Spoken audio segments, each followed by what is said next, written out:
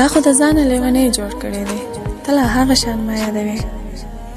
یا لیونیه، زه په دې خبره تر اوسه پوهه نه شوم چې ته ما سره دومره لیونی مینه ولې کوې.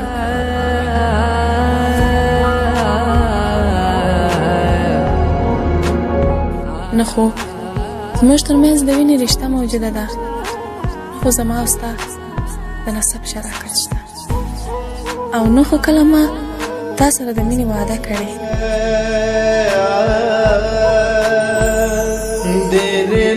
تا اخر داسې لیونی ولې ګرځې؟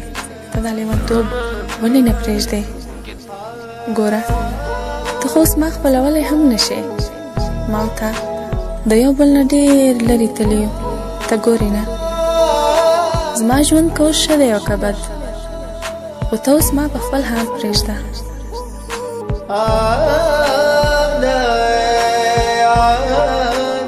ګوره، ته خو بیخي لیونی شوې، ستا خو دماغ نو کار نه کوي. ګوره، ما د ځان سره مه غل کوه که نه.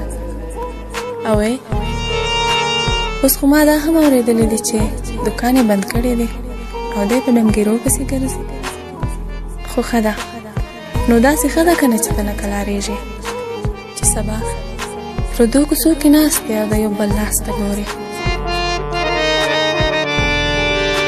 او ها رښتیا، د دې نه هم خبره شوې یم چې تا اوس سګرټ څکل هم شروع کړي دي.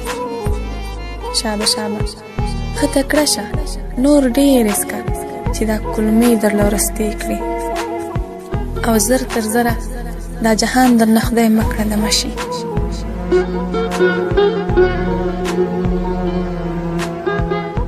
زه د دې نه هم خبره شوې یم چې ته اوس ما ته کافره وایې. خو واوره، تا ته پته هم ده چې زه 5 وخته لمونځ کوم او د قرآن شریف تلاوت هم کوم. او دا خو ته یې چې تر اوسه چا په جومات کې ونه لیدې.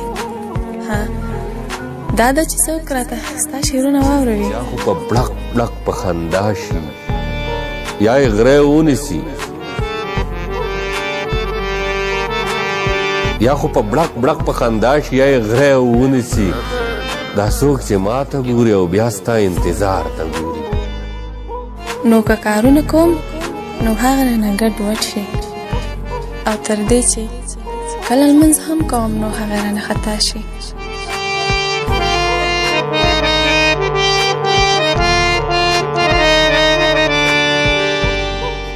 که ته راته کافره وایې که هر څه، خو زما په تا ډېر زړه سوځي.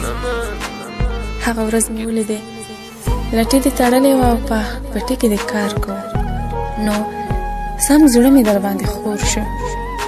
جولۍ درته نیسم، ځان وپېژنه، په ځانه سړی جوړ که او دا لیونتوب پرېږده.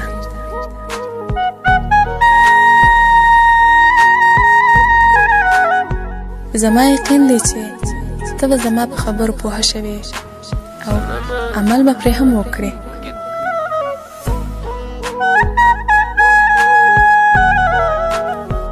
نو دلته دا ټپې د زړه د درد د خولې ته راشي چې کور مې د خپلې مینې وران دی، کور مې د خپلې مینې وران دی، د چا چې ورانې مینې ګورم زړه مې چوینه. له یاره زړه صبرول ګران دی، له یاره زړه صبرول ګران دی، په دریابونو کرشي چا راښکلي دینه، په دریابونو کرشي چا راښکلي دینه. والسلام. بیا راشي زبنې ما وای وای